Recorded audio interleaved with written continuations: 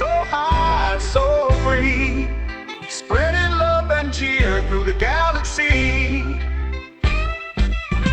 With a laugh that shines like a comet's glow. He's the fun-loving hero the stars all know.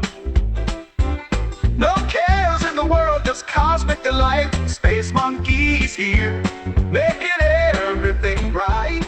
Oh.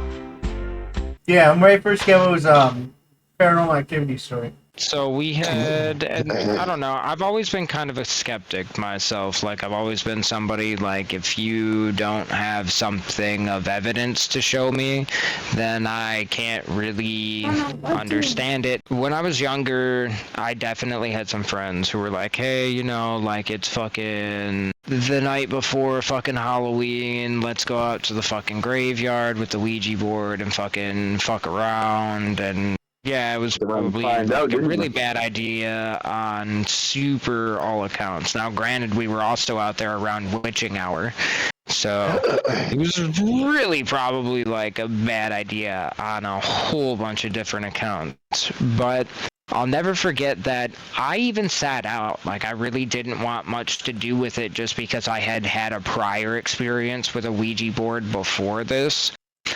And I had decided to sit up against a gravestone, and while they were fucking around with this Ouija board, they had asked for some sort of a sign that someone was there. And during that conversation, somebody was like, yeah, go ahead and, like, attack the non-believer. And when that shit happened, the gravestone that I was leaning up against literally cracked in half and fell forward, almost, like, breaking my arm and my leg in the process, because it was like a giant granite fucking gravestone. And there's no way that that's a coincidence, because stones like that just don't break and fall over. I was probably like 16, 17. You don't fuck around in graveyards after dark, dude. Weird shit happens in graveyards after dark, and like to the point where like I mean, supposedly we like call the cops. People do rituals and shit for where they have to sleep in a graveyard like overnight and shit like that. Well, dude, like I don't know if it's the law everywhere, but it's the law in Maine. You're not allowed to be in a graveyard after dark. Okay, so the longer you sleep at a graveyard, the more spiritual and shit, like creepy shit. I don't know, it's weird. It's like we were all going through there or whatever, just playing like fucking hide and seek, I think, when we were like 16, 17. The cemetery was right across the street, and everyone's getting fucking rocks beamed at them from fucking nowhere. And we're like, what the fuck? Like, and so we all look around, and all the adults in the neighborhood start looking around through the wood line. They're getting rocks belted at them from fucking nowhere, dude, in the middle of the cemetery. So we call the cops. The cops go around looking fucking, they fucking hear shit getting pinged off fucking rocks all around them. They're looking everywhere. They can't find anything. They just say, stay the fuck away from here. Like, it's like that type of shit. Yeah, like cemeteries are no good at night. You don't want to be near them. Because, like, we didn't mean no hate. We didn't bring no fucking evil spirits in. We didn't do nothing. We were just playing hide and seek as kids. And even then, some fuck shit happened. So, while you were at military installations, ones with high-end valued weaponry, did you see anything in the sky that you couldn't explain? Me personally, while I was in a military place, no. Have I ever seen anything in the sky that I haven't been able to explain just out and about? Yeah, more than once. Like some glitch in the Matrix shit that doesn't make sense, where like a bird isn't flapping its wings and it's not moving at the same time. And I'm also supposed to believe that even though I don't feel any wind, there's enough wind up there that's jumping into the same place for it to just kind of fucking hover. Yes. Yeah, like what? Quite a few. As a kid, I had a stuffed creature. So you remember those weird, creepy raisin band guys from like the 80s or like the 60s or something? It was like they were like big, gigantic, blown up raisins, and they had arms, and they played in a band, and they were jazz musicians. Like a raisin. I believe they were jazz musicians. It's like they were raisin guys. We had one of them as a gigantic life-size stuffed animal. Why? Don't fucking know. Well, my first experience with it was it stood the fuck up and walked over to my bunk bed, climbed up, and was staring at me half the night. I woke up with it on the floor next to my bed. My second one was that was the first house we lived in. So I was adopted. And then when we moved houses, where these houses were built, there were dead bodies buried.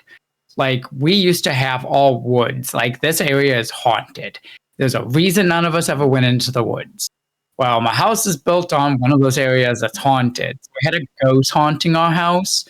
They would walk down our steps and stand in the middle of our basement, and you could see the silhouette of a man standing there every single fucking night. I was terrified to get out of. It scared the shit out of all of us. Our parents made us stay down in that basement. Did they know about this? Yeah, we told them, all of us, every single one by one, and none of us kids talked.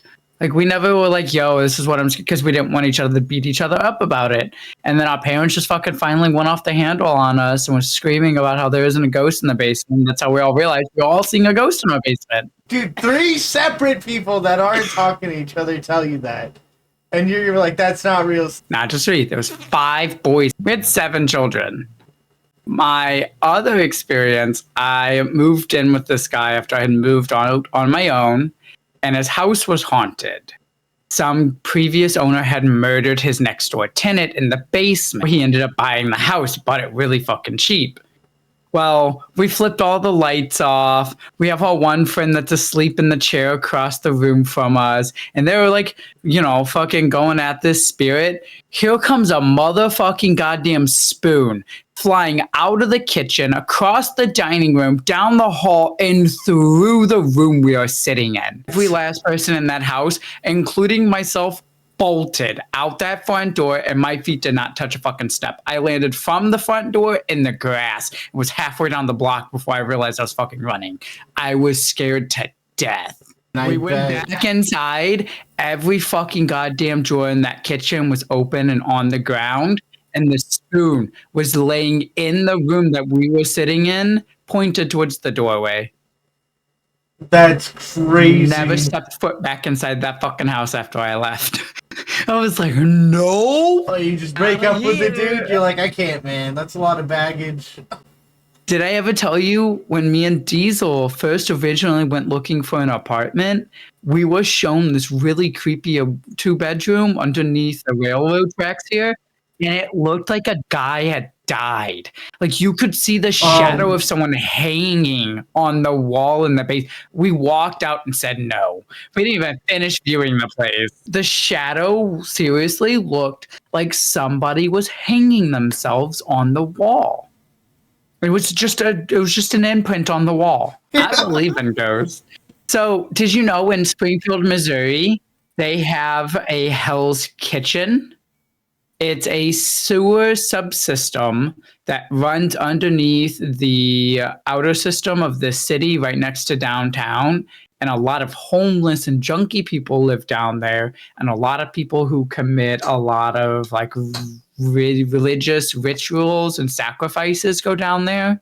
And so a lot of like homeless people went down there and have never been seen again. What? So like if you go down there, it's like, have you ever seen As Above, So Below? Yeah. You know, all those tunnels that have the confetti and all those weird people doing rituals and all those candles. That's what it's like down there. And like, it's haunted as fuck. I have walked through it so many times. It is so cool.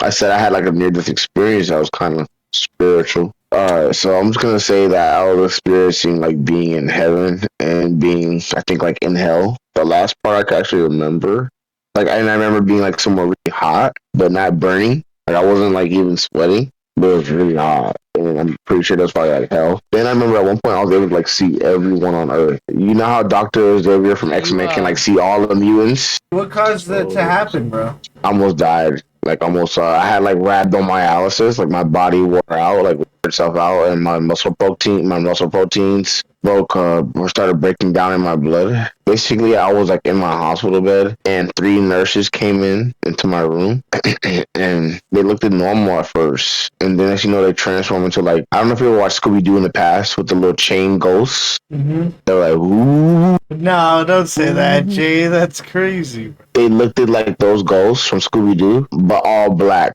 All black. And then they were like, I don't think he wants to live. And when they said that, they started counting down from 10 to 1. And as they were counting down, my body was disappearing. Like my physical body was disappearing. I was watching myself disappear. And then when they got down to number 1, when they counted down to number 1, I woke up grabbing my chest, saying that I was dead. I literally woke up grabbing my chest and was like, yo, I was dead. I was just dead. Damn, Jay, that's a pretty wild experience, I mean. I went swimming the next day in like this fucking little brook down the street from where I was, and I fucking started feeling weird, and like it was like 75 degrees out, and it's like when I was breathing in, it was really cold, like really, really cold, and then I started losing vision, and I broke out in a rash from my fucking neck down, and then I lost all my vision, and I laid down and kind of just like calmly sat there until I thought I was dying. It was so peaceful though. Like I really thought like my body was shutting down. I was dying. I don't know why, but I think it has something to do with that lightning strike. Because I've been fucked up since then. Water has a weird effect on me. Lightning hit you and then this happened? Yeah. So you were swimming down at the lake and got struck by lightning? No, Monkey, you don't listen. The night before that, a hurricane was coming in from the coast. And they break up really quickly when they come to the coast of Maine. Like, if there's still a hurricane at the coast, they are not very quickly the second they hit land, but they break off into these fucking crazy thunderstorms. And I was out in the middle of the mountains, and there was a fucking crazy thunderstorm, and I was out in a tent with my buddy. And I was like, yo, it's getting really bad. We should, go in. And he's like, don't be a bitch. And he rolls over and goes back to bed. And like 2 seconds later, lightning hits in the field like right next to us, and sparks fly out of the ground and everything. And he's like, okay, I'm ready. Gets his shit. We go inside the house, and like literally 7 minutes later, lightning hits the fucking house and blows a hole out of the foundation bigger than a fucking minivan. The whole house rocks back and forth. I was on a metal bed with his sister, and we got thrown across the fucking room. Like, the electricity did pass through. It fucking threw us. He was laying on the actual bed, not the edge, so he wasn't touching nothing. He's like, dude, I don't know what the fuck problem was. And it's like, he literally didn't get it. He's like, what the fuck? Stop fucking making out on the floor or something like that. Like, and he saw no problem. Both of us are like on the floor twitching. But yeah, the next day we went swimming because it was great out the next day. Which in Maine that happens. You have shit day and then fucking great day the next day. But yeah, and since then, anytime I'm in fucking like fresh water that's not chlorine treated, I'll break out in a rash, lose vision, fucking pass out pretty much. My body just shuts down.